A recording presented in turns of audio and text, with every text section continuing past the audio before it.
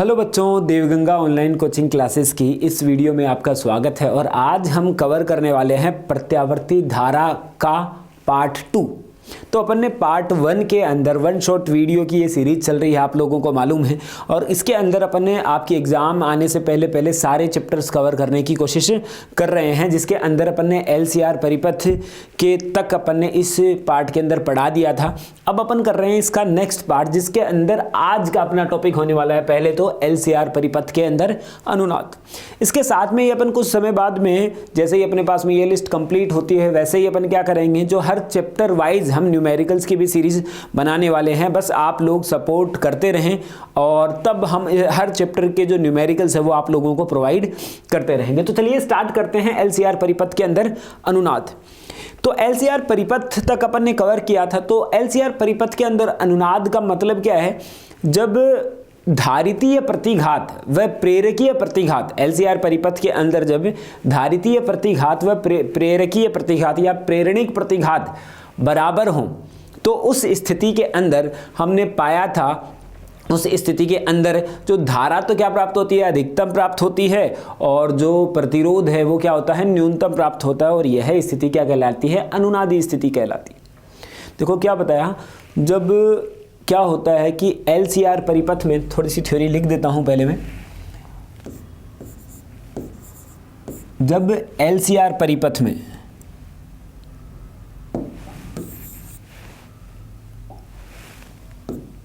LCR परिपथ में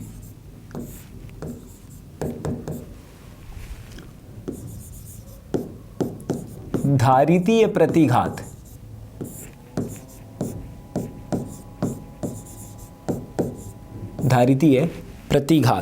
तो धारितीय प्रतिघात को अपन ने लिया था XC, याद है।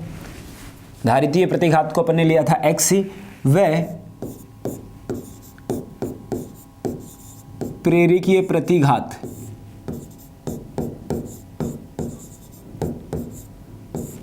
XL बराबर हों, XL बराबर हो, तो उस स्थिति में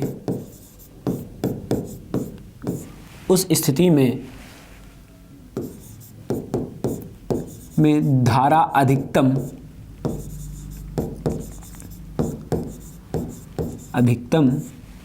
व प्रतिबाधा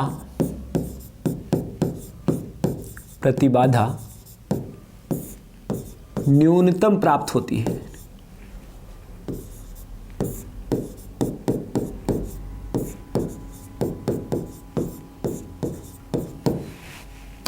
यह है LCR परिपथ की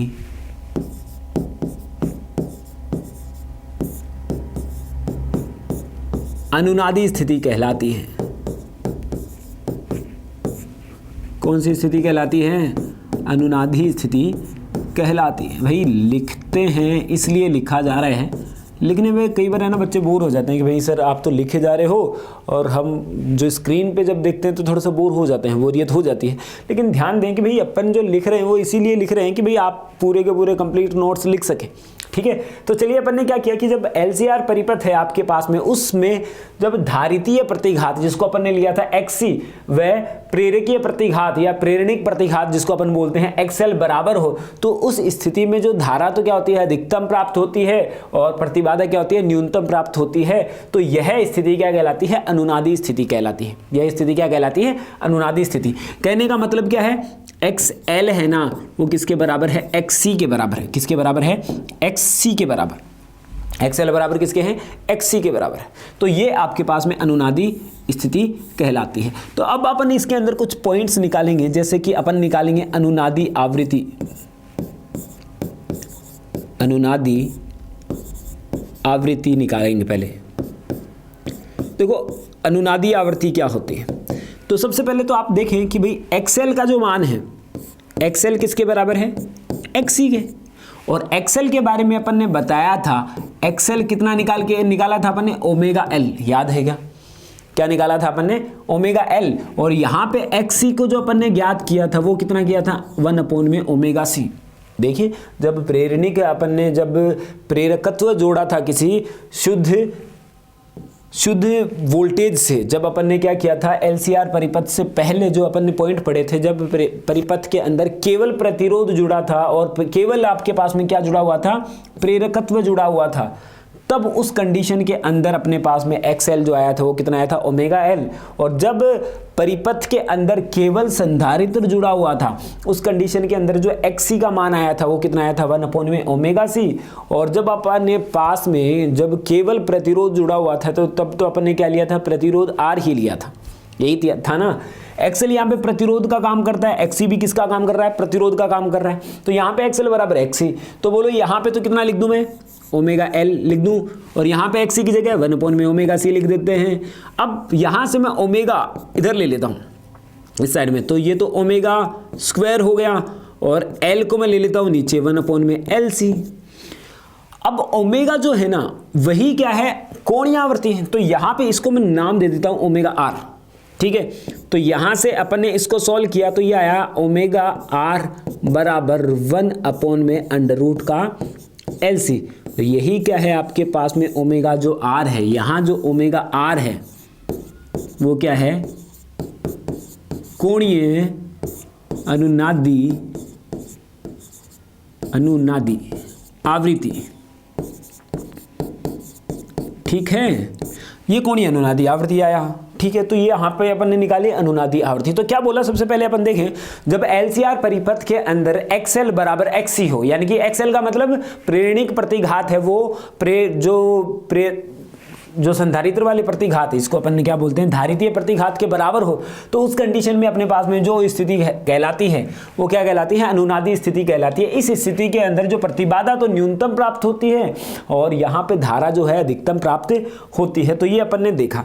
अपन चाहें तो ओमेगा R को ऐसा भी लिख सकते हैं, रेखीय आवृत्ति के रूप में 2π/r लिख सकते हैं। क्या कितना लिख सकते हैं, 2π/r अपन लिख सकते हैं। तो यहाँ पे अपन ने लिखा कितना, 2π/r बराबर 1/√LC। और यहां से अपन इसको आगे सॉल्व करते हैं।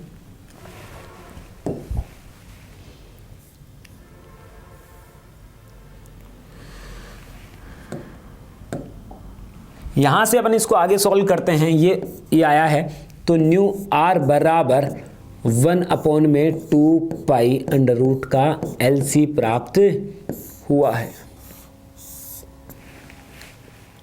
ठीक है बात। तो यहां से अपने पास में ये चीज प्राप्त हो गई है। तो ये हो गया आपके पास में अनुनादी आवृत्ति। इसके बाद में बात करते हैं अपन, अगला पॉइंट अपन जो निकाल रहे हैं, क्या इस स्थिति के अंदर जो धारा प्राप्त होगी या प्रतिबाधा, देखता हूं प्रतिबाधा, अनुनादी स्थिति के अंदर प्रतिबाधा कितनी आएगी। जब LCR परिपथ के अंदर प्रतिबाधा तो कितनी आई थी, बता दो आप मुझे, कितनी आई थी, √r² प्लस का XL माइनस XC का होल स्क्वायर, यही प्रतिबाधा आई थी LCR परिपथ के अंदर। लेकिन यहाँ पे तो आपके पास में क्या है, अनुनादी स्थिति के अंदर XL बराबर कितना होता है, XC होता है। तो ये तो कितना हो गया, 0 हो गया ना। तो यहाँ से जो Z मिलेगा वो कितना मिलेगा, √r², और या फिर Z बराबर कितना लिख सकते हैं, R, जो कि मिनिमम होता है, क्योंकि क्या होता है, मिनिमम प्राप्त हुआ है। देखो किसी भी स्थिति में प्रतिबाधा R से कम नहीं प्राप्त हो सकती। अगर यहाँ पे XL ज्यादा होगा तो भी XC का मान पॉजिटिव हो जाएगा इस स्क्वायर के कारण। तो यहाँ पे Z का मान जो आएगा ना आपके पास में कुछ बढ़कर ही आएगा, R से छोटा तो कभी आने वाला नहीं है, तो इस वजह से यहाँ पे इस समय पे प्रतिबाधा क्या है, न्यूनतम है। तो प्रतिबाधा अपने पास में अनुनादी स्थिति के अंदर क्या है, न्यूनतम है। तो इसका ग्राफ मैं बना देता हूं इस प्रकार से इसका ग्राफ होता है ऐसे। यहाँ पे ये Z है और यहाँ पे Z मिनिमम प्राप्त हुआ है, Z मिनिमम पर ये प्रतिबाधा न्यूनतम प्राप्त हुई है जो R है, और यहाँ पे है ये न्यू R, अनुनादी स्थिति के अंदर है ऐसा, किस कौन सी स्थिति के अंदर है? अनुनादी स्थिति के अंदर ऐसा हुआ है। तो ये अनुनादी स्थिति के अंदर अपन ने क्या निकाली है? प्रतिबाधा। अगला पॉइंट अपने को निकालना है, थर्ड पॉइंट, वो क्या है आपके पास में? अनुनादी स्थिति के अंदर प्रतिबाधा निकाल ली है तो अनुनादी स्थिति के अंदर धारा निकालेंगे। धारा निकालते हैं तो अपन जानते हैं कि भाई जो धारा होती है I बराबर जो होता है वो कितना होता है? V बट्टे R। कितना होता है? V बट्टे R, V बट्टे Z, और Z क्या है? मिनिमम। अरे I बराबर कितना है? V बट्टे Z, और Z कितना है? मिनिमम। तो यानी कि V बट्टे R आ गया। Z मिनिमम का मान कितना है? R। कहने का मतलब इस स्थिति के अंदर जो धारा प्राप्त होती है वो कितनी होती है? अधिकतम, और उसका ग्राफ प्राप्त होगा इस प्रकार से प्राप्त होगा। जो I जो धारा प्राप्त हो रही है यहाँ पे प्राप्त होगी ये न्यू आर की स्थिति के ऊपर। तो यहाँ पे अपन ने क्या किया?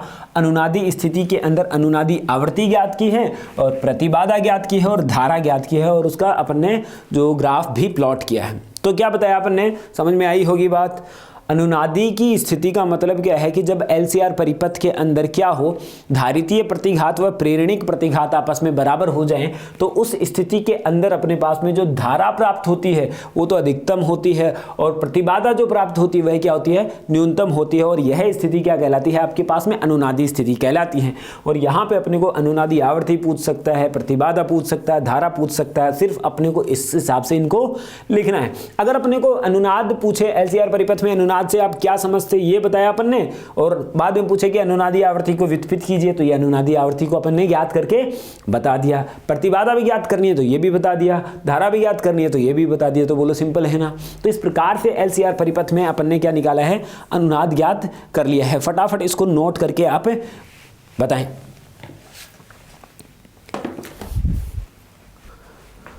ठीक है बात। तो चलिए नेक्स्ट अब अपन करते हैं इसके कुछ क्वेश्चन, जो इसके ऊपर आधारित क्वेश्चन है वो अपन देखते हैं LCR परिपथ के ऊपर। कई बार क्वेश्चन अपने को पूछा जाता है कि भाई आपके पास में किसी LCR परिपथ में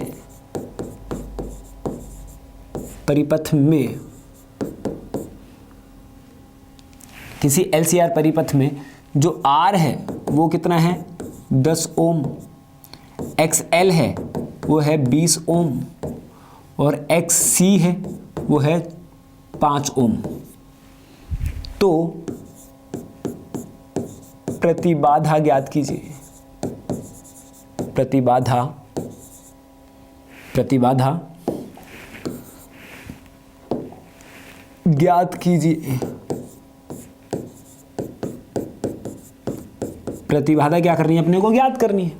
ठीक है बात। तो प्रतिबाधा ज्ञात करेंगे तो अपन जानते हैं सॉल्यूशन इसका। तो सॉल्यूशन अपन जानते हैं कि भाई जो Z का जो फॉर्मूला होता है वो कितना होता है बताएं आप?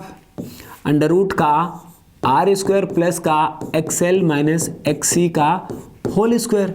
तो Z बराबर कितना आएगा बोलो? R² का मान, R का तो मान कितना है? 10 का स्क्वायर, प्लस XL का मान कितना है? 20, XC का मान कितना है? 5 का स्क्वायर। सॉल्व कर देते हैं मैं। तो Z बराबर कितना आया? ये तो आया आपके पास में 100, प्लस यहाँ पे कितना आएगा बोलो? ये तो 15 बचा, ये तो आया 225। तो ये आया Z बराबर अंडर रूट का 325 ओम। तो इस प्रकार से अपन ने क्या किया है? इसका कोई क्वेश्चन अपन ने कर लिया है कि LCR परिपथ के ऊपर किस प्रकार से ये चीज़ पूछी जाती है। इस प्रकार का कोई न्यूमेरिकल आपको आसानी से पूछा जा सकता है। ठीक है। अब अपन पढ़ते हैं अर्धशक्ति बिंदु, अर्धशक्ति आवृत्तियां व बैंड चौड़ाई व विशेषता गुणांक अपने को पढ़ना है। ठीक है। तो चलिए पढ़ते हैं, चलो आगे। अगला पॉइंट है आपके पास में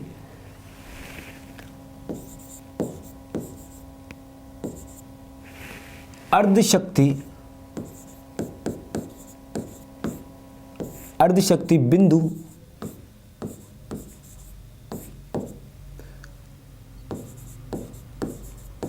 अर्धशक्ति आवृत्तियां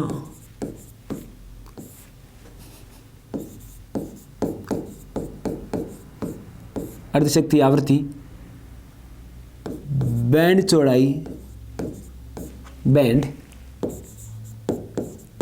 चौड़ाई व विशेषता गुणांक।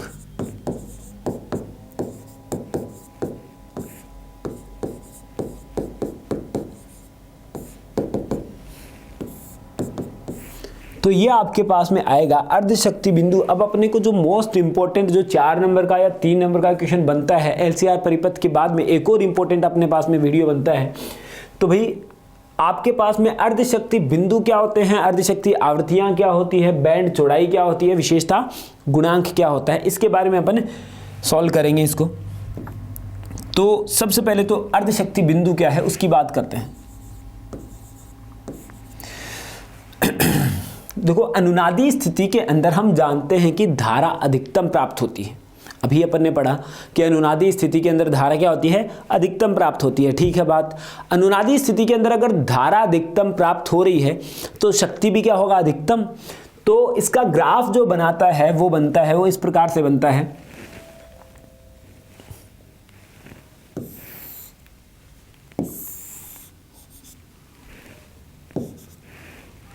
इस प्रकार से।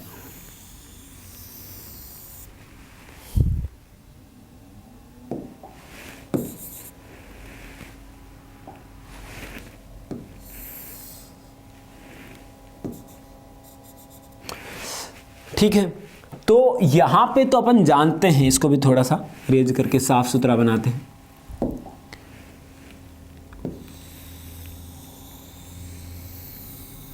इस प्रकार से। तो यहां तो अपन जानते हैं कि भाई यहां पे तो अधिकतम धारा प्राप्त हो रही है इस जगह पे।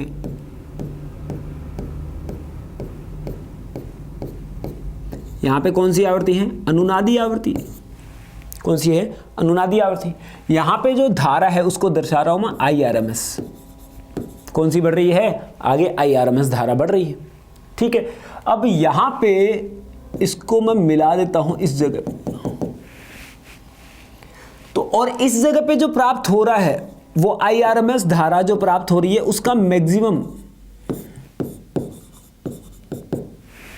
यहां पे जो धारा प्राप्त हो रही है IRMS को दर्शा रही है ये ग्राफ। यहां पे क्या हो रहा है, IRMS जो धारा प्राप्त हो रही है उसका अधिकतम प्राप्त हो रहा है।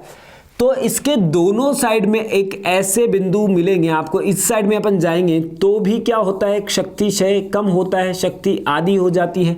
एक बिंदु इस साइड में भी होगा, शक्ति घटती है, घटते घटते एक ऐसा बिंदु प्राप्त होगा कि जहां पे शक्ति क्या हो जाएगी, घटकर आधी हो जाएगी।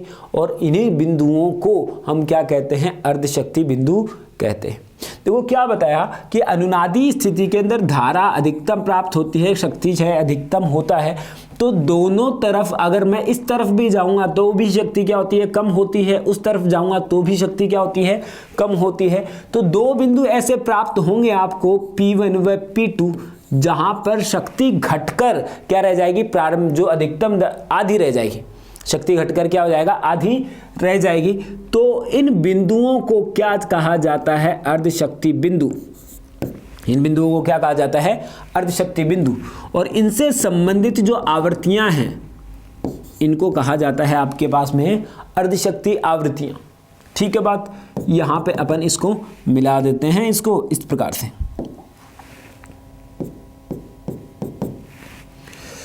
ठीक है बात। तो क्या बताया अपन ने कि अनुनादी स्थिति के अंदर, थोड़ी सी थ्योरी अपने को लिखनी पड़ेगी।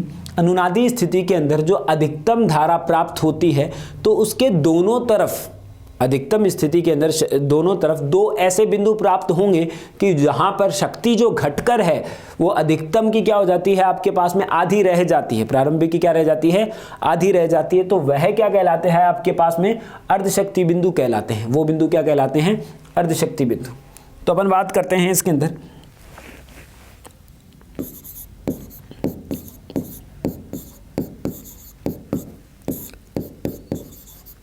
अनुनादी स्थिति में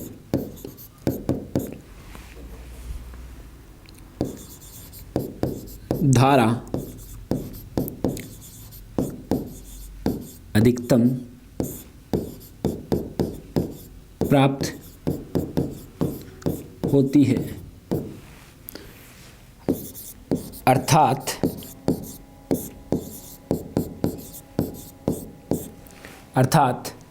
शक्ति अधिकतम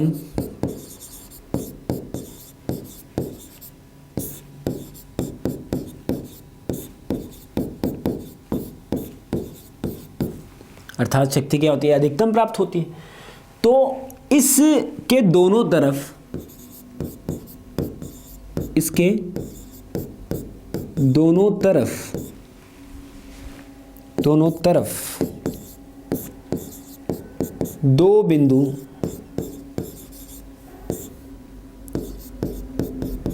ऐसे होते हैं जहां पर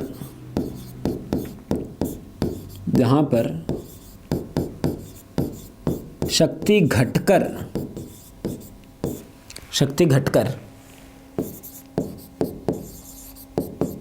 आधी रह जाती है।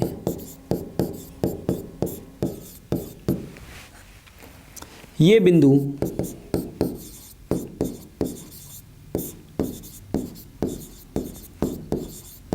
अर्धशक्ति बिंदु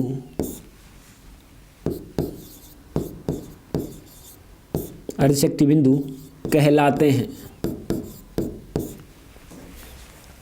अर्धशक्ति बिंदु कहलाते हैं। तो ये बिंदु क्या कहलाते हैं, अर्धशक्ति बिंदु कहलाते हैं। ठीक है, और इनसे संबंधित आवर्तियां व इनसे संबंधित आवृत्तियां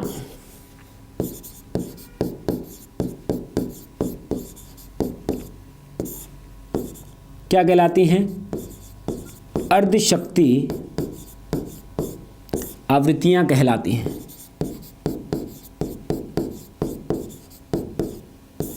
अर्धशक्ति आवृत्तियां कहलाती है। ठीक है बात। तो क्या बताया अपन ने कि अनुनादी स्थिति के अंदर जो धारा प्राप्त होती है वो अधिकतम प्राप्त होती है, अर्थात शक्ति का मान क्या होता है, अधिकतम प्राप्त होता है। तो इन दोनों तरफ, इसके जो दोनों तरफ है ना, दो ऐसे बिंदु प्राप्त होते हैं जहां पर जो शक्ति घटकर क्या रह जाती है, आधा रह जाती है, आधी रह जाती है। तो वही बिंदु क्या कहलाते हैं आपके पास में, अर्धशक्ति बिंदु कहलाते हैं। तथा इनसे संबंधित जो आवृत्तियां हैं उनको हम क्या बोलेंगे, अर्धशक्ति आवृत्तियां कहेंगे। बोलो राइट, सिंपल है ना, समझ में आवे है ना बात। तो आनी भी चाहिए, नहीं आए तो मतलब के काम बैठे अपना। तो भाई यहाँ से अपन ने किया। तो अब अपन देखते हैं कि पहला पॉइंट तो हुआ, अर्धशक्ति बिंदु को डिफाइन कर दिया अपन ने और अर्धशक्ति आवृत्तियों को डिफाइन कर दिया। ठीक है, अब बात आती है आपके पास में बैंड चौड़ाई क्या है। कौन सा बैंड, मिलन बैंड की बात नहीं कर रहे हैं, बैंड चौड़ाई क्या होती है वो देखते हैं। बैंड चौड़ाई होती है आपके पास में अर्धशक्ति आवृत्तियों का जो अंतर है, अर्धशक्ति जो आवृत्तियां हैं उनका जो अंतर है उसी को हम क्या बोलते हैं, बैंड चौड़ाई। क्या बोलते हैं उसी को, बैंड चौड़ाई। तो क्या बोल रहे हैं, अर्धशक्ति आवृत्तियों का अंतर बैंड चौड़ाई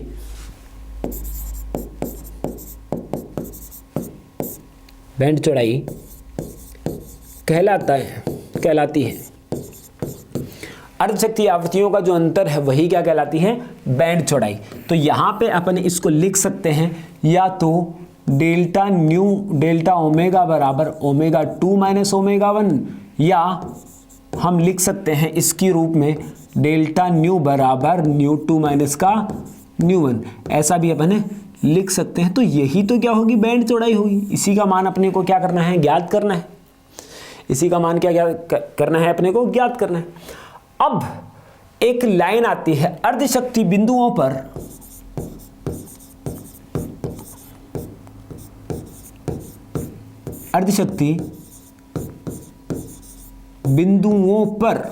कौन से बिंदुओं पर, अर्धशक्ति बिंदुओं पर धारा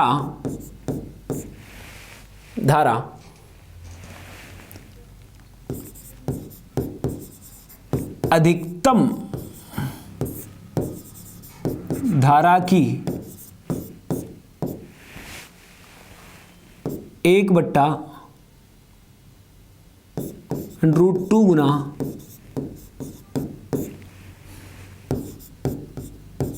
प्राप्त होती है। देखो क्या बोला कि अर्धशक्ति जो बिंदु है वहां पर जो धाराएं है ना, जो अधिकतम धारा प्राप्त हुई है, अधिकतम जो धारा प्राप्त हुई है उसका 1/√2 गुना प्राप्त होती है। कहने का मतलब यहाँ पे जो धारा है, यहाँ पे जो धारा प्राप्त हुई है, यहाँ पे तो कितनी हुई है अपने पास में, यहाँ पे तो ये जो धारा है वो तो है अधिकतम धारा IRMS मैक्सिमम, और यहाँ पे जो आएगी वो इससे तो कम आएगी, तो ये आती है आपके पास में IRMS मैक्सिमम, है ना, IRMS जो मैक्सिमम बट्टे 2√2 प्राप्त होती, ये प्राप्त होगी। क्योंकि यहाँ तो ज़्यादा होगी, जैसे कि मान लिया कि यहाँ पे 10 हो रही है तो यहाँ पे कितनी होगी, 10/√2 प्राप्त होगी। तो ये बात बताई उसने। तो IRMS जो आएगा, इसका मतलब क्या हुआ, IRMS जो आएगा, है ना, वो क्या आएगा आपके पास में, IRMS का जो मैक्सिमम मान हुआ है उसके √2 के बराबर। इसकी जो IRMS धारा प्राप्त हुई है वो IRMS मैक्सिमम के √2 गुने के बराबर प्राप्त हुई है। तो यहाँ पे तो अपन क्या लिख सकते हैं, VRMS बट्टे Z, VRMS बट्टे Z। क्यों भाई, I बराबर V बट्टे R होता है, तो LCR परिपथ की बात कर रहे हैं अपन, तो IRMS बराबर VRMS बट्टे Z। तो यहाँ पे कितना आएगा आपके पास में, VRMS बट्टे √2 तो है ये आपके पास में, तो ये आएगा √2 इंटू में Z मिनिमम, क्योंकि भाई आपके पास में ये मैक्सिमम करना है तो Z तो मिनिमम लेना ही पड़ेगा, यहाँ पे अपन ने किया था। और Z मिनिमम का जो मान आता है वो कितना आता है, कैपिटल R। Z मिनिमम का अपन ने मान निकाला था अनुनादी स्थिति के अंदर, कितना आता है, कैपिटल R। तो यहाँ तो आया आपके पास में VRMS बट्टे Z बराबर कितना आया, VRMS बट्टे √2R। तो VRMS से तो VRMS कैंसिल, VRMS से तो VRMS कैंसिल। तो यहाँ से जो आया, यहाँ जो आया है, यहाँ कितना आया है, Z बराबर √2R, Z बराबर कितना आया है, √2R। ठीक है बात। अब Z को अपन चाहें तो ऐसा लिख सकते हैं, √R² plus XL minus XC का होल स्क्वायर बराबर √2R लिख सकते हैं कभी? मैं तो लिख सकूं, आप बताओ। अगर मैं दोनों को स्क्वायर कर देता हूं, दोनों तरफ मैं क्या कर दूं, वर्ग कर दूं, स्क्वायर कर दूं, तो यहां तो इसका जो √ है वो तो हट जाएगा, वो तो कितना आएगा, R², और यहाँ पे कितना आया, XL माइनस XC का होल स्क्वायर बराबर कितना आया, ये तो 2 यहाँ पे आएगा R²। ठीक है बात, क्यों आया, बात समझ में आ रही है ना। यहाँ पे हटाया, स्क्वायर किया, तो यहाँ पे इसका तो √ हटा, यहाँ पे तो 2 आ गया, और यहाँ पे इसके R² ये लग जाएगा। अब हम देखते हैं इसके आगे।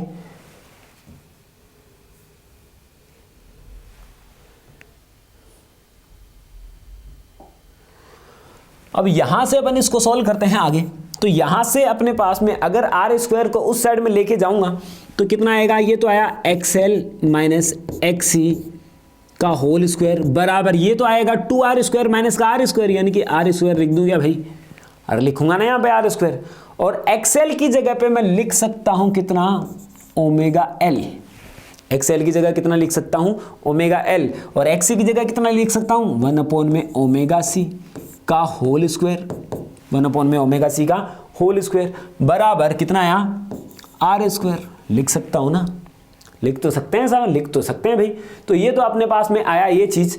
अब अपन देखते हैं कि भाई अगर मैं इसको हटा देता हूं तो ये तो आया ω_L माइनस का 1/ωc, है ना। तो यहां से जो वैल्यू निकलेगी वो आएगी ±R। अरे इसका √ करेंगे इस साइड में तो क्या निकलेगा आपके पास में, ±R ही तो निकलेगा। तो अब हम बात करते हैं, ये वैल्यू आई है आपके पास में ±R। अब देखते हैं बिंदु P1 के लिए, बिंदु P1 के लिए ये जो आपके पास में बिंदु P1 है, इससे संबंधित जो आवृत्ति है वो तो कितनी है, ω1 है। अरे अगर कोणीय आवृत्ति की बात कर रहा हूं तो कितनी है, ω1 है। तो यहां पे बिंदु P1 के तो लिए लिखूंगा मैं, ओमेगा की जगह कितना लिखूंगा बोलो, ω1। तो यहां पे तो लिख दिया मैंने ω1, यहां पे लिखा L माइनस का, यहां पे भी कितना लिखेंगे बोलो, ω1c। तो यहां पे आया ω1c। अरे ऐसा क्यों कर रहे हैं, क्यों कर रहे हैं? क्योंकि भाई बिंदु P1 के लिए निकाल रहे हैं अपन। तो बिंदु P1 से संबंधित जो आवृत्ति है, बिंदु P1 क्या था? अर्धशक्ति बिंदु था, और अर्धशक्ति बिंदु से संबंधित आवृत्ति अर्धशक्ति आवृत्तियां कहलाती थी, जिसको अपन ने ω1 ω2 नाम दिया। अगर रेखीय के रूप में बात करते हैं तो वो ν1 और ν2 नाम दिया है। ठीक है, बात समझ में आवे है? तो भाई यहां से बात अपन ने ऐसा किया है, तो ये लिख दिया अपन ने +-r, ये तो लिखूंगा मैं -r। भाई यहां पे है मेन कहानी। क्या लिखा मैंने? -r। क्यों भाई? मैं यहां पे इसको मूल बिंदु मान रहा हूं इस जगह पे, और इस साइड की दूरी को तो क्या लूंगा? इस साइड में है बिंदु P1, तो यहां पे इसलिए मैंने क्या ले लिया? यहां पे -r ले लिया, और इस साइड में लूंगा तो मैं क्या लूंगा? इसको +r। इसको मैं क्या ले रहा हूं? +r, क्योंकि भाई +-r अपन कर रहे हैं। क्या कर रहे हैं? +- का r कर रहे हैं। तो भाई यहां पे इस फॉर्मूले से आया था आपके पास में, तो भाई यहां से मैं इसको सॉल्व करता हूं, तो ये तो ले लिया समीकरण नंबर 1। अब बात करता हूं बिंदु किसके लिए? P2 के लिए। P2 के लिए तो कितना आएगा? P2 बिंदु के लिए तो इससे संबंधित जो आवृत्ति है वो तो कितनी है? ω2 है। तो यहां से मैं लिखूंगा ω2L माइनस का 1/ω2C, है ना, बराबर कितना आया आपके पास में? प्लस का R। समीकरण नंबर 2। समीकरण नंबर क्या ले लिया? 2। अब क्या करेंगे अपन? समीकरण 1+2 कर देंगे। समीकरण क्या कर दिया अपन ने? 1+2 कर दिया है। तो 1+2 किया है तो पहले तो LHS को LHS में ऐड करेंगे। तो यहां तो आया है आपके पास में ω1L माइनस का 1/ω1C plus ω2L minus 1/ω2C बराबर ये कितना आया? माइनस का R प्लस का R। ठीक है बात? ऐसा ही आएगा ना। पहले तो LHS को अपन ने किस में जोड़ दिया? LHS में जोड़ दिया है। भाई यहाँ पे तो मैं समझ पा रहा हूँ कि ω1L है, यहाँ पे ω2L है, तो L कॉमन ले लेता हूँ, तो यहाँ तो बचता है ω1 प्लस का ω2। इन दोनों की बात कर रहा हूँ, ठीक है। और यहाँ पे देखो माइनस कॉमन ले लेता हूँ एक, तो माइनस का 1/c कॉमन ले लिया, क्योंकि माइनस भी दोनों में कॉमन है और 1/c भी कॉमन है। तो यहाँ पे तो कितना है? 1/ω1 प्लस 1/ω2 बराबर 0, क्योंकि -r और +r दोनों ऐड कर दिया तो 0 हो गया। बोलो यहाँ से मैं इसको सॉल्व करता हूँ, तो ये तो आया L, ये आया ω1 प्लस का ω2, ये आया माइनस का 1/c। अब मैं यहाँ से मैं LCM ले लेता हूँ ω1 ω2। यहाँ पे ले लिया मैंने LCM ω1 ω2, तो यहाँ पे बोलो कितना आएगा? ω2, और यहाँ पे कितना आएगा? प्लस का ω1 बराबर 0। क्यों भाई हीरो, है ना। तो यहाँ से आएगा बात आपके पास में, तो ये ω1 प्लस ω2 है, यहाँ पे भी देखो ω1 प्लस का ω2 है, तो दोनों साइड में मैं क्या करूँगा? कॉमन ले लेता हूँ। तो यहाँ तो ले लिया मैंने ω1 प्लस का ω2 कॉमन ले लिया, और यहाँ से मैंने कर दिया है यहाँ पे तो L माइनस का 1/c ω1 ω2, यहाँ से आया 0। क्यों भाई हीरो? तो भाई यहाँ से अपने पास में ये वैल्यू आ गई है। भाई अब अपन क्या करते हैं कि इस ω1 ω2 को तो हम उस साइड में लेके जाते हैं, तो बोलो क्या होगा? यहां से देखो, इसको पकड़ के मैं इस साइड में लेके चला जाता हूं, इसको पकड़ के मैं इसके नीचे लेके चला गया, इसको पकड़ के, अरे इस साइड में जाऊंगा, इस साइड में इसको लेके जाऊंगा तो पकड़ के लेके जाना पड़ेगा और नीचे ही जाएगा ये तो यहां से क्या होगा? यहां से बच जाएगा आपके पास में कितना? बोलो L माइनस का 1/c ω1 ω2, और यहां से तो आया 0, और ये आया है ω1 प्लस ω2। अब 0 में भाग लगाऊंगा ω1 प्लस का ω2, तो 0 ही कर देगा ये तो, है ना। अब यहां से आपके पास में आती है बात, ये तो आया L माइनस का 1/c ω1 ω2 बराबर 0। अगर मैं इसको सॉल्व करता हूं तो ये तो आया L बराबर 1/c ω1 ω2। ये बात अपन ने निकाल ली, बहुत पते की बात है ये। ω1 नहीं है, ये ω2 है, यहाँ पे ω2 है, ठीक है। अब देखो भाई ये तो अपन ने निकाल लिया ना यहाँ पे। अब अपन बात करते हैं कि भाई अपने को निकालना तो क्या था? ω2 माइनस का ω1 या फिर ν2 माइनस का ν1। यहाँ पे तो निकल के आया L, लेकिन अभी अपन देखते हैं वापस वाले पेज के ऊपर। यहां तो अपन ने किया समीकरण 1 + 2, क्यों किया कारण पता चलेगा बाद में। अब तो अपन को क्या कर देते हैं भाई, मुझे निकालना है ω2 - ω1, तो मैं क्या कर देता हूं समीकरण 2 - का 1 कर देता हूं, ω2 - का ω1 इससे बन जाएगा। तो मैं लिखूंगा समीकरण 2 - का 1 करने पर, समीकरण क्या किया है मैंने 2 - का 1 कर दिया है, तो समीकरण 2 है आपके पास में। तो समीकरण 2 तो क्या है ω2L - 1/ω2C बराबर प्लस का ये था, और यहां से मैं अब इसको माइनस कर दिया, माइनस का LHS को LHS में माइनस करूंगा, आप देख लो थोड़ा सा, है ना। यहां से तो समीकरण 2 ω2L - 1/ω2C, इसमें से ये घटाऊंगा LHS वाला, तो यहां से मैं वापस बढ़ता हूं, तो यहां से आया माइनस का ω1L -1/ω2C बराबर कितना आया, ये तो आया था माइनस, ये तो आया प्लस, पहले R माइनस R घटा रहे हैं ना अपन, तो यहां से तो तुम देखो ये तो अपन सॉल्व करते हैं, तो ये तो आया ω2L - 1/ω2C minus ω1L minus क्या हो जाएगा प्लस 1/ω1C बराबर, ये तो कितना हुआ R माइनस R, कितना हुआ 2R, कितना हो गया 2R। अब यहां से देखो, आप यहां से देखो, यहां पे दोनों में फिर से क्या आ रहा है L कॉमन आ रहा है ना, तो L कॉमन ले लेता हूं मैं, तो यहां से L कॉमन लिया, ये तो आया ω2 - का ω1, यहां पे ले लेता हूं प्लस का 1/C, इन दोनों में प्लस का 1/C, तो C लिया, तो पहले तो इसको लिखूंगा, इन दोनों में की बात कर रहा हूं इस बार मैं, इन दोनों की, ठीक है। तो ये तो कितना है माइनस का 1/ω2C है, और ये 1/ω1C है, तो 1/C तो कॉमन ले लेता हूं, तो प्लस वाले को पहले लिख लेता हूं ω1, ये तो माइनस का है, माइनस वाले को अपन बाद में रखेंगे, रख सकते हैं ना ऐसा, मेरी मर्जी, कर सकते हैं ना अपन ऐसा, इसको इधर भी रख सकते हो आप, उधर भी रख सकते हो, लेकिन जनरली अपन क्या करते हैं माइनस वाले को उस साइड में ही रखते हैं कि भाई तू थोड़ा सा उधर ही रहे अपने से। तो भाई यहां से अपन इसको आगे सॉल्व करते हैं, ये तो आया L, ये तो आया ω2 माइनस का ω1, है ना, और ये आया प्लस का 1/C, यहां से मैं क्या करता हूं LCM ले लेता हूं, ω1 ω2, यहां से ω1 से तो ω1 गया, ω2 गुणा होगा 1 से, तो कितना आया ω2, यहां पे ω2 से तो ω2 तो गया अपने घर पे, और यहां पे ω1 ये गुणा होगा, तो ये ω1 आया, और ये कितना आया 2R, कितना आया भाई 2R आ गया। अब यहां से ω2 माइनस का ω1, यहां पे भी ω2 माइनस का ω1, दोनों में फिर से क्या कर लूं मैं कॉमन ले लेता हूं, तो यहां से मैं इसको सॉल्व कर रहा हूं, तो ये लिया मैंने ω2 माइनस का ω1 कॉमन लिया, और यहां से आया L1 + C ω1 ω2 बराबर 2R, क्या है बराबर 2R अपने पास में प्राप्त हो गया है।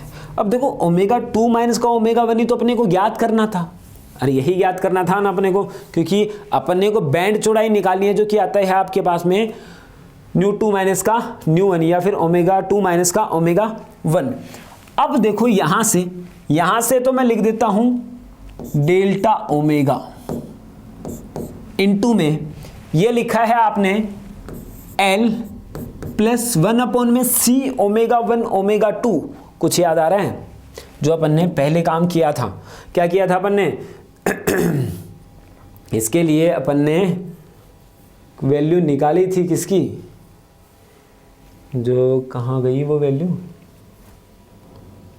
पहले तो समीकरण 2 + 1 किया था अपन ने, यहीं पे रहेगी वो वैल्यू, ये रही L बराबर 1/C ω1 ω2, तो 1/C ω1 ω2 की जगह मैं क्या लिख देता हूं L, तो यहाँ पे L लिखा, यहाँ पे L लिखने पे बाद में ये 2R आया, तो ये तो आया डेल्टा ओमेगा गुणा 2L बराबर 2R, तो 2 से तो 2 गया, तो डेल्टा ओमेगा बराबर कितना हुआ R/L, ठीक है, यही बैंड चौड़ाई है, या हम इसको लिख सकते हैं 2π डेल्टा न्यू क्या लिख सकते हैं अपन, 2 पाई डेल्टा न्यू बराबर आर अपॉन में एल। तो डेल्टा न्यू बराबर कितना हुआ, आर अपॉन में 2 पाई एल। तो ये वैल्यू आपको प्राप्त होगी। और यही क्या है, बैंड चौड़ाई है। यही क्या है, बैंड चौड़ाई है। बैंड चौड़ाई, ठीक है। तो फटाफट एक बार तो इसको नोट कीजिए, मैं पानी पीता हूं एक बार।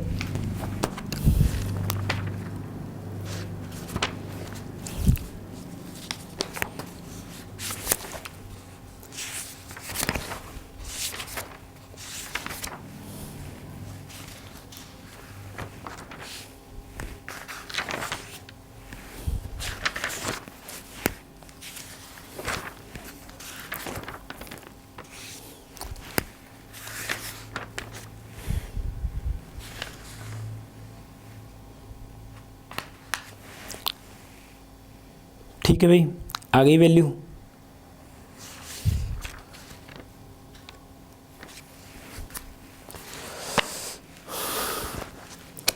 सॉल्व कर ली। तो ये आया डेल्टा न्यू बराबर आर अपॉन में 2 पाई एल। अब अपने को निकालना है, अपन जो निकाल रहे हैं, नेक्स्ट निकाल रहे हैं विशेषता गुणांक। एक पॉइंट रह गया था अपने पास में, विशेषता गुणांक। देखो विशेषता गुणांक क्या होता है, Q से अपन दर्शाते हैं इसको। किससे दर्शाते हैं, Q से। अनुनादी आवृत्ति व बैंड चौड़ाई का जो अनुपात है, अनुनादी आवृत्ति, कौन सी आवृत्ति, अनुनादी, जो कि निकाली थी अपन ने। अनुनादी आवृत्ति व बैंड चौड़ाई, बैंड चौड़ाई अभी अपन ने निकाली है। बैंड चौड़ाई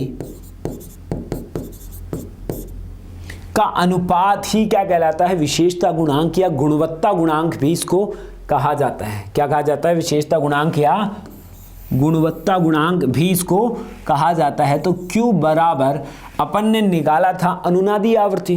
तो अनुनादी आवृत्ति तुम्हें याद हो तो कितनी आई थी, डेल्टा न्यू लिख देता हूं इसको। अनुनादी आवृत्ति कितनी आई थी, न्यू आर कितनी आई थी, न्यू आर बराबर डेल्टा न्यू। ऐसा ही लिख सकते हैं। तो Q बराबर जो इसकी वैल्यू आई थी वो आई थी 1 अपॉन में 2 पाई अंडर रूट का LC। और यहां पे देखो इसकी वैल्यू अपन ने निकाली है R अपॉन में 2 पाई L। तो 2 पाई से तो 2 पाई गया, L चला गया ऊपर। तो Q जो है आपके पास में, ये L कहाँ चला गया, गुलाटी मार के ऊपर चला जाएगा ये। तो भाई यहाँ पे ये R यहाँ चला जाएगा। तो यहाँ पे तो आया L बट्टे R इंटू में अंडर रूट का LC। अब देखो मैं यहाँ पे लिख सकता हूँ इस Q बराबर L को लिख सकता हूँ मैं अंडर रूट का L गुणा अंडर रूट का L लिख सकता हूँ ना ऐसा, L को। तो ऐसे ही आपके पास में आया R, ये अंडर रूट का L गुणा C। तो L से एक L कटेगा अंडर रूट का। यहाँ से जो Q मान आएगा वो आएगा 1 अपॉन में R अंडर रूट का L बट्टे C। और यही क्या कहलाता है आपके पास में विशेषता गुणांक। ये है अनुनाद की तीक्ष्णता को दर्शाता है। तीक्ष्णता को दर्शाता है। यह अनुनाद की क्या दर्शाता है, तीक्ष्णता को दर्शाता है। तो यहां से अपन ने क्या किया है, क्या क्या पॉइंट निकाले बोलो, अर्धशक्ति बिंदु, अर्धशक्ति आवृत्तियां, अर्धशक्ति बिंदु निकाला, अर्धशक्ति आवर्ती निकाला, बैंड चौड़ाई निकाला और विशेषता गुणांक भी अपन ने ज्ञात करके बता दिया है। बोलो मजा आया। तो यहां से अपन ने ये निकाल लिया है। तो अब इसको नोट कीजिए आप। इसके बाद में अपने को जो पढ़ना है वो पढ़ना है ट्रांसफॉर्मर। क्या पढ़ना है, ट्रांसफॉर्मर। और इसके साथ में ही अपन जो है इस चैप्टर को लगभग खत्म कर देंगे। अपने जो अधिकांश चीज़ें हैं मेन आने वाली हैं उनको अपन कवर कर लिया है अपन ने पास में। और न्यूमेरिकल्स के लिए मैंने बताया कि भाई मैं आगे कुछ समय बाद में इनके कुछ न्यूमेरिकल्स भी बनाऊंगा। इनकी सब चैप्टर वाइज के न्यूमेरिकल्स भी अपन कवर करेंगे, लेकिन वो देखते हैं कि कितना रिस्पॉन्स आता है, उस हिसाब से अपन उसको कवर करने की कोशिश करेंगे। ठीक है ना बात। अभी तो अपने पास में थोड़ा सा कोर्स का बर्डन रहता है कि कुछ बच्चों की डिमांड रहती है कि भाई सर ये करवाइए, हम जो हमारे एग्ज़ाम आने वाले हैं, तो इस हिसाब से अपन उनको कवर करवा रहे हैं। तो अब अपन देखते हैं नेक्स्ट, ट्रांसफॉर्मर।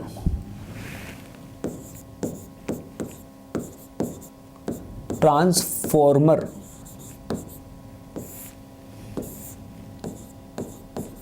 देखो, ट्रांसफॉर्मर क्या होता है? ट्रांसफॉर्मर एक ऐसी युक्ति है,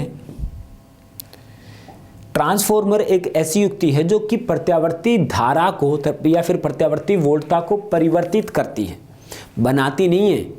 काफ़ी बच्चे ऐसे सोचते हैं कि सर प्रत्यावर्ती वोल्टता को बनाती नहीं है, सिर्फ परिवर्तित करती है। अगर अपने पास में उच्च प्रत्यावर्ती वोल्टता आ रही है तो उसको निम्न में कर सकती है और उच्च में भी कर सकती है। तो यह काम होता है ट्रांसफॉर्मर का। तो और यह काम करती है अन्योन्य प्रेरण के सिद्धांत पे। किसके सिद्धांत पे काम करती है? अन्योन्य प्रेरण के सिद्धांत पे काम करती है। तो बात करते हैं ट्रांसफॉर्मर के अंदर, लिखते हैं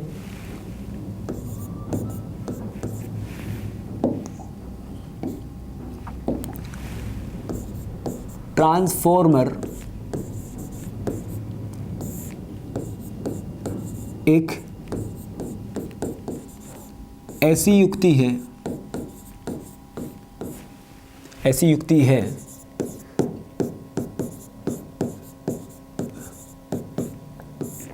जिसकी सहायता से वोल्टता को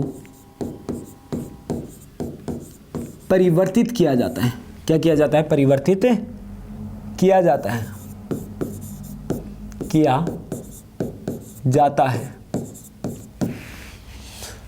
ठीक है, या फिर नियंत्रित किया जाता है। अर्थात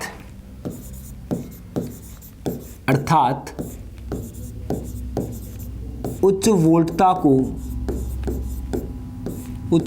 को निम्न वोल्टता में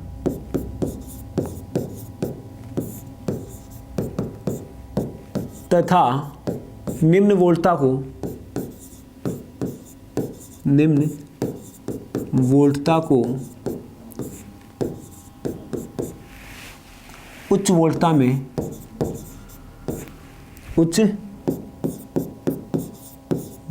में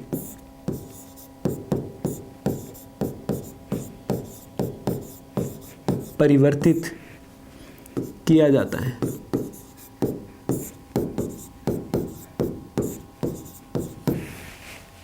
ठीक है, यह कौन से सिद्धांत पर?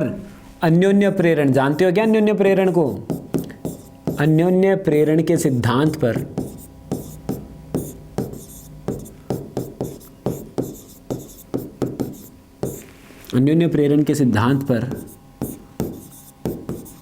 कार्य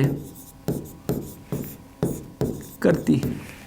अन्योन्य प्रेरण का सिद्धांत यानी कि एक कुंडली के अंदर अपन धारा प्रवाहित करें और दूसरे के अंदर प्रेरित धारा उत्पन्न होती थी, उसी को अपन क्या कहते थे? अन्योन्य प्रेरण कहते हैं। यानी कि बात उसको बोलूं, बुरा उसको लगे। बात समझ में आ रही है ना? इस प्रकार से अपने पास में क्या हो रहा है? ट्रांसफॉर्मर काम करता है। तो अपन देखते हैं कि ट्रांसफॉर्मर इस सिद्धांत पे काम करता है। तो इसके अंदर क्या किया जाता है कि पटलित क्रोड से ये इस प्रकार से बनाया जाता है, ठीक है। ये नर्म लोहे की पटलित क्रोड होती है इस प्रकार से। ये अब इसके ऊपर अपन ने लपेटी होती है तांबे के तार, इस प्रकार से ट्यूं, और यहां से अपन ने जोड़ दिया है प्रत्यावर्ती वोल्टता, जिसका मान है V बराबर V0 sin ओमेगा टी। चलो इसको तो बाद की बात है अपने पास में। तो यहाँ पे अपन ने प्रत्यावर्ती वोल्टता स्रोत जोड़ा है। ये है प्रत्यावर्ती वोल्टता स्रोत, ठीक है। क्या है? प्रत्यावर्ती वोल्टता स्रोत। क्लियर?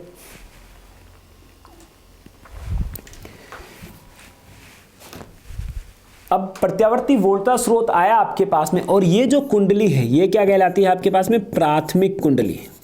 कैसी कुंडली है?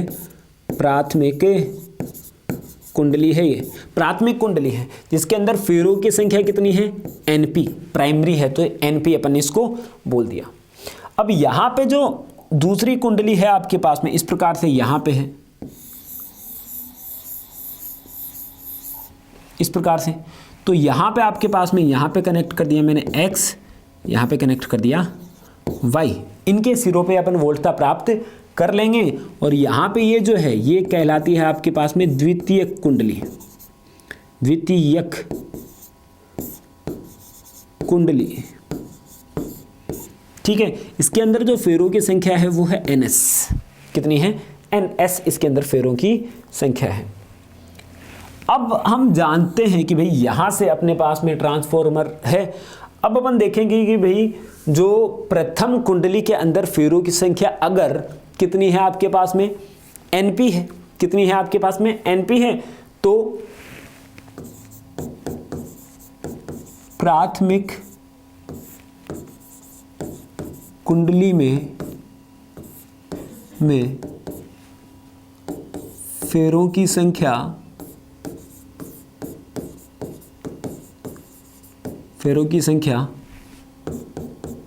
np है तो विद्युत वाहक बल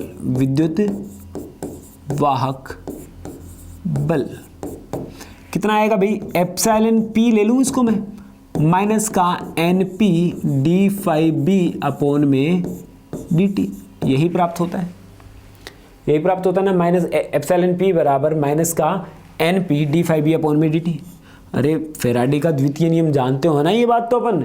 अब एप्सिलॉन p को मैं vp भी लिख सकता हूं भाई। प्राथमिक कुंडली के अंदर जो उत्पन्न विद्युत वाहक बल है एप्सिलॉन p लिखो या फिर vp लिखो, तो ये अपन ने vp भी अपन ने को लिख लिया इसको, ये आया माइनस का np d∅b अपॉन में dt। ठीक है, तो यहां से अपन ने ले लिया समीकरण नंबर एकम। ठीक है बात। अब बात आती है द्वितीय कुंडली के अंदर, द्वितीयक कुंडली में फेरों की संख्या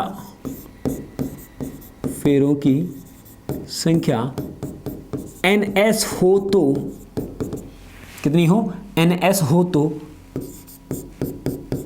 प्रेरित विद्युत वाहक बल। यदि द्वितीय कुंडली के अंदर फेरों की संख्या कितनी है? ns है, तो क्या आएगा बोलो भाई? एप्सिलॉन s बराबर इसको क्या लिख सकता हूं मैं? vs। अरे विभव ही है ना भाई, लिख सकते हैं ना, ऐसा कोई दिक्कत थोड़ी ना है, लिख सकते हैं ना भाई। एप्सिलॉन s बराबर vs बराबर माइनस का ns d∅b अपॉन में dt। ये ले लिया समीकरण नंबर 2। समीकरण नंबर कितना ले लिया? 2। अब बात करेंगे समीकरण 1/2 कर दे तो क्या करते हैं? अगर समीकरण नंबर 1/2, कहने का मतलब vp/vs बराबर माइनस का np d∅b अपॉन में dt बट्टे माइनस का ns d∅b अपॉन में dt।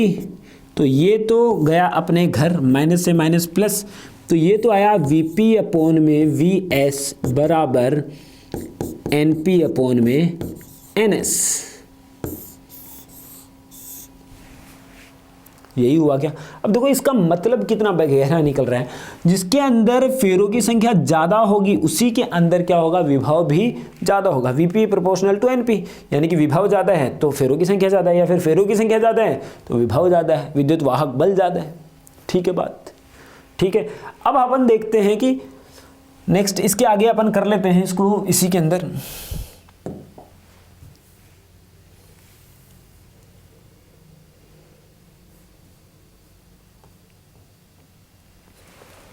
हाँ, ये तो अपन ने निकाली है ये चीज।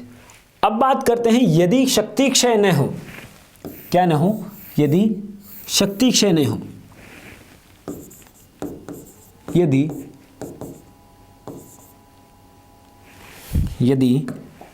शक्ति का क्षय न हो,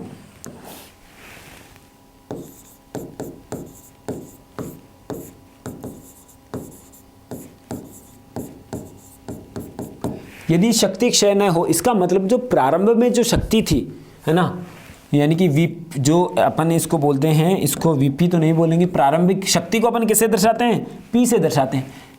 पी जो है, पी जो इनिशियल था वो पी क्या है, फाइनल के बराबर, प्रारंभिक है वो अंतिम के बराबर है, बाद के बराबर है। तो P इक्वल टू क्या ले लेते हैं, वी आई। तो क्या लिखेंगे, वीपी आईपी बराबर वी एस आई एस, यही लिखेंगे ना। अरे क्या लिखेंगे, P इक्वल टू कितना होता है, वी आई होता है, P इक्वल टू कितना होता है, वी आई। तो वीपी आई पी बराबर वी एस कितना होगा, आई एस होगा। तो यहाँ से अगर मैं वीपी इस Vs को इधर लेके जाऊंगा तो ये तो कहाँ आ जाएगा, Vs नीचे आएगा, और IP कहाँ जाएगा, अरे इसको पकड़ के वहाँ घसीट के लेके जाऊंगा तो किधर जाएगा, वो नीचे ही तो जाएगा। यहाँ पे कितना आएगा, IS बराबर IS बट्टे कितना आया, IP आया। तो यहाँ से अपने पास में ये वैल्यू आ गई। तो इसको तो अपन ने ले लिया समीकरण नंबर चलो A, और इसको ले लिया समीकरण नंबर B। तो समीकरण किससे, A व B से देखो, समीकरण A व B से देखो आप, Vp अपॉन में Vs बराबर Np अपॉन में Ns। तो Vp अपॉन में Vs, तो तुम देखोगे कि भाई यहाँ पे मैं सीधा लिख सकता हूँ कि Vp अपॉन में Vs जो है वो किसके बराबर है, Np अपॉन में Ns के हैं, परंतु कितना है, Is अपॉन में Ip के बराबर प्राप्त हो रहा है।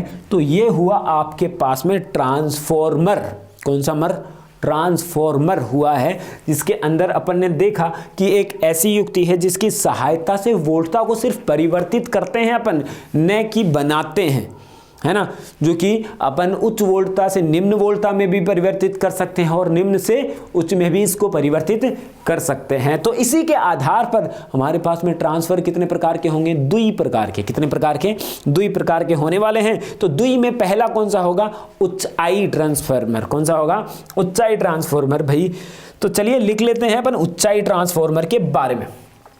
तो पहला कौन सा है, ट्रांसफार्मर के प्रकार देखते हैं अपन, ट्रांसफार्मर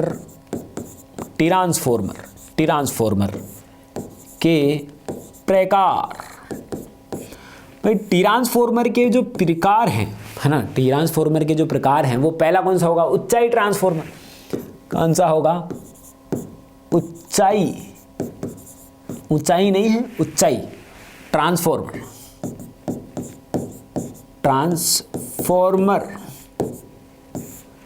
तो भाई ऊंचाई ट्रांसफार्मर जैसे कि नाम से ही पता चल रहा है कि उच्च कर देता है। क्या कर देता है, उच्च कर देता है। उच्च किसको करेगा, निम्न को।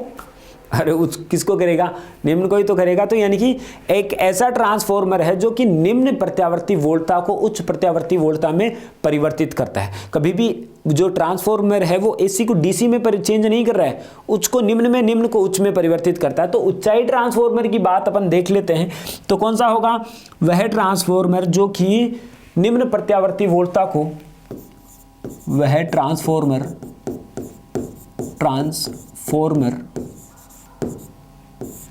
जो निम्न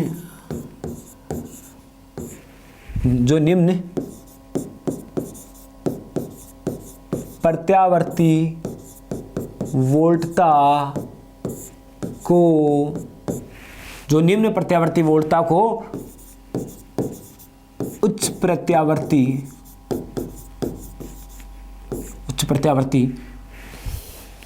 ये तेज लिखने में ना, प्रत्यावर्ती वोल्टता में परिवर्तित करता है,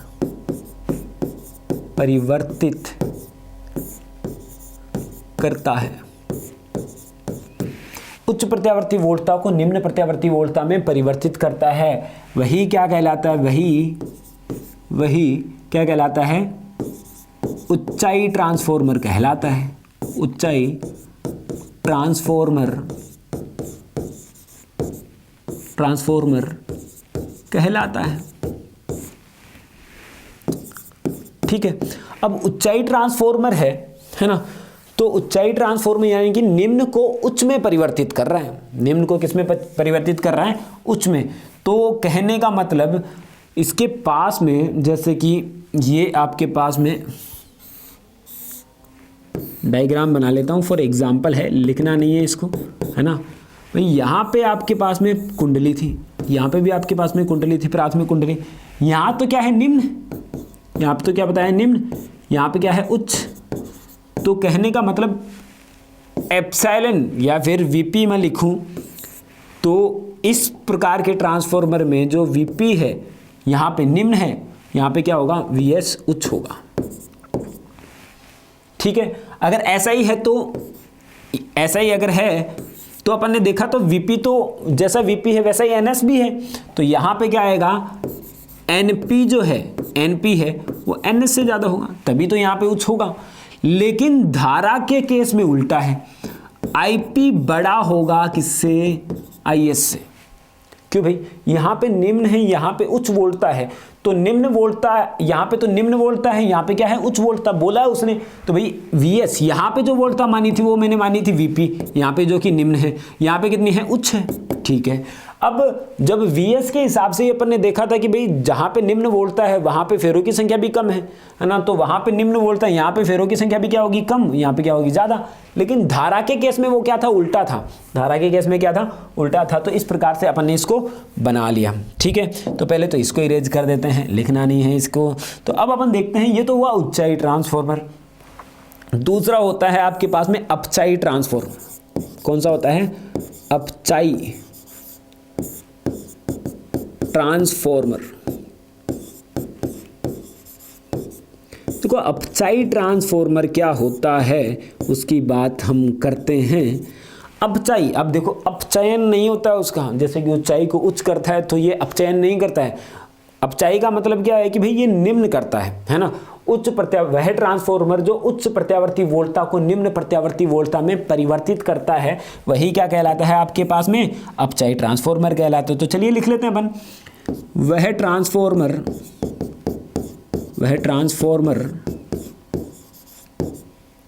जो निम्न उच्च प्रत्यावर्ती वोल्टता को उच्च प्रत्यावर्ती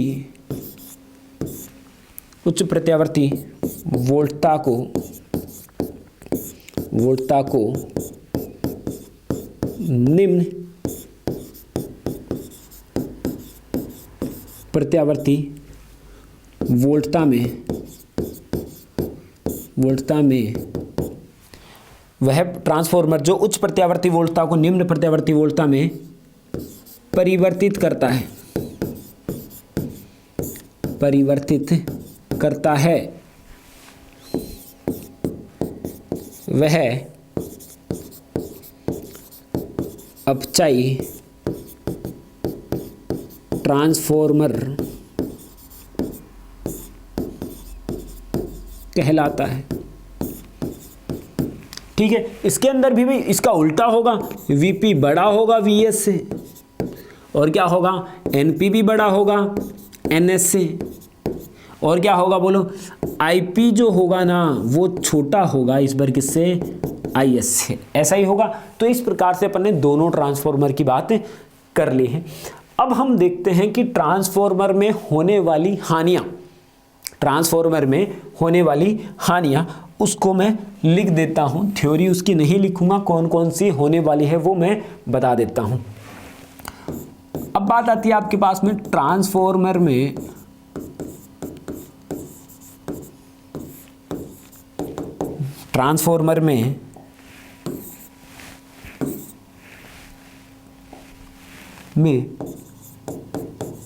होने वाली हानियां।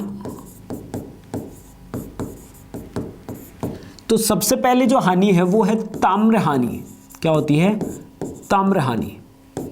ताम्र हानि का मतलब क्या हुआ? ट्रांसफॉर्मर में जो तार होते हैं, ये जो ट्रांसफॉर्मर है आपके पास में, ये जो ट्रांसफॉर्मर ये है, ये जो तार लपेटे गए हैं वो किसके होते हैं? तांबे के। किसके होते हैं? तांबे के। और तांबे का प्रतिरोध अपन जानते हैं अल्प होता है, लेकिन होता तो है। तांबे का प्रतिरोध भले ही अल्प होता है लेकिन होता तो है। लेकिन प्रतिरोध अगर है, प्रतिरोध क्या है? अगर है तो क्या करेगा? धारा को रुकावट करेगा, रुकावट पैदा करेगा तो क्या होगी? ऊर्जा की हानि होगी। तो इस वजह से इस हानि को हम क्या बोल देते हैं? ताम्र हानि। क्या बोल देते हैं? ताम्र हानि। क्या बताया अपन ने?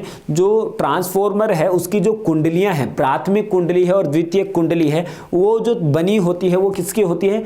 तांबे की बनी होती है। किसकी होती है? तांबे की बनी होती है। तो तांबे की बनी होने के कारण उसका क्या होगा? कुछ प्रतिरोध होगा। तो प्रतिरोध के कारण कुछ ऊर्जा में हानि होगी और इसी को अपन क्या बोलते हैं? ताम्र हानि कहते हैं। दूसरा पॉइंट है आपके पास में शैथिल्य हानि। शैथिल्य हानि। शैथिल्य हानि का मतलब जब ट्रांसफॉर्मर के अंदर अपन जो लोहे का क्रोड है वो बार बार चुंबकित व विचुंबकित होता रहता है, तो जिसके कारण क्या होगा? चुंबकित व विचुंबकित होता रहेगा तो क्या होगा कि इसके कारण भी उच्च ऊर्जा की हानि होगी, जिसको अपन क्या बोल देते हैं? शैथिल्य हानि। ये नाम सुना होगा, पढ़ा होगा आप लोगों ने। जो 5वां चैप्टर था उसके अंदर अपन ने पढ़ा था BH, शैथिल्य वक्र, उसी प्रकार का है। तो ट्रांसफॉर्मर में हानि होती है शैथिल्य हानि। जो आपके पास में ये जो नरम लोहे की क्रोड होती है वो बार बार चुंबकित व विचुंबकित होती रहती है। किसके कारण? प्रत्यावर्ती वोल्टता स्रोत के कारण। कभी धारा कम, कभी इस दिशा में, कभी उस दिशा में। तो बार बार चुंबकित व विचुंबकित होने के कारण भी इसके अंदर क्या होती है? ऊर्जा की हानि हो जाती है, जिसको अपन बोलते हैं कौन सी? शैथिल्य हानि। अगला पॉइंट है, थर्ड पॉइंट है आपके पास में, एक और कौन सी हानि रहेगी? भंवर धाराओं के कारण हानि। भंवर धाराओं के कारण हानि। तो भंवर धाराओं के कारण अपन जानते हैं कि भाई चुंबकीय क्षेत्र परिवर्तित होगा, तो इस ट्रांसफॉर्मर की जो पत्तियां हैं उनके अंदर क्या होगा? जब चुंबकीय क्षेत्र के अंदर परिवर्तन होगा तो ट्रांसफॉर्मर की पत्तियों के अंदर भंवर धाराएं तो उत्पन्न होगी ना। और भंवर धाराएं क्या करती हैं? उसकी गति का विरोध करती हैं, यानी कि रुकावट पैदा करती हैं, यानी कि ऊर्जा की हानि करती है। तो इस प्रकार से हम क्या करते हैं? इनको बोलेंगे कि भंवर धाराओं के कारण भी हानि होती है। फोर्थ पॉइंट है आपके पास में चुंबकीय फ्लक्स में क्षरण के कारण। चुंबकीय फ्लक्स में क्षरण के कारण। चुंबकीय फ्लक्स में क्षरण के कारण भी हानि होती है ऊर्जा के अंदर। तो चुंबकीय फ्लक्स में क्षरण के अंदर का मतलब क्या हुआ? अन्योन्य प्रेरण के अंदर अपन ने देखा था, अन्योन्य प्रेरण के सिद्धांत पे काम करता है, तो अन्योन्य प्रेरण की बात करेंगे ही अपन। अन्योन्य प्रेरण के अंदर अपन ने देखा था कि भाई जो प्राथमिक कुंडली के अंदर फ्लक्स है वो द्वितीय कुंडली के अंदर भी फ्लक्स के बराबर कर दिया था। लेकिन हकीकत में ऐसा होता थोड़ी ना, थोड़ा बहुत तो चेंज होगा ही होगा। बस मान लेते हैं अपन की φ1 बराबर कितना है? φ2 है, लगभग बराबर होता है। लेकिन थोड़ी बहुत तो ऊर्जा की जो फ्लक्स की हानि होती है। अगर फ्लक्स कम जाएगा तो क्या होगा? वहाँ पे विद्युत वाहक बल भी कम होगा। तो इसकी वजह से भी ऊर्जा की कुछ हानि हो जाती है, जिसकी वजह से हम उसको बोलते हैं चुंबकीय फ्लक्स में क्षरण के कारण हानि। बात सिंपल। तो यहाँ पे अपना चैप्टर कंप्लीट हो जाता है और अब हम मिलेंगे नए चैप्टर के जो 1 शॉट वीडियो के अंदर। तो बस इसको आपको दबा के लाइक करना है और देखना है और नोट्स ज़रूर बनाने हैं। Thank you and have a nice day.